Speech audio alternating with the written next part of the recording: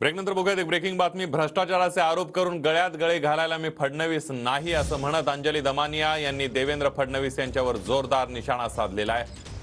अंजली दमानिया यांनी देवेंद्र फडणवीस यांना ट्विट करून प्रत्युत्तर दिले। अलीकडच्या काळामध्ये दमानिया सुप्रिया सुळे यांना भेटत असल्यामुळे त्यांनी ट्विट केलं असेल असा टोला फडणवीस यांनी दमानिया यांना लगावला होता। दमानिया यांनी भुजबळांसंदर्भात केलेल्या ट्विटवरून फडणवीसांनी हा टोला लगावला होता। त्याला आता दमानिया यांनी ट्विट करतच प्रत्युत्तर दिलंय। काय ट्विट केले दमानिया यांनी बघूया। ज्यांच्या विरुद्ध मी भ्रष्टाचाराचे आरोप केले त्यांच्या गळ्यात गळे घालायला मी देवेंद्र फडणवीस नाही। डोरिन फर्नांडिसच्या विषयावेळेला मी सुप्रिया सुळेंच्या संपर्कात होते, त्यांना 3दा भेटले, पण फर्नांडिस कुटुंबाला घेऊन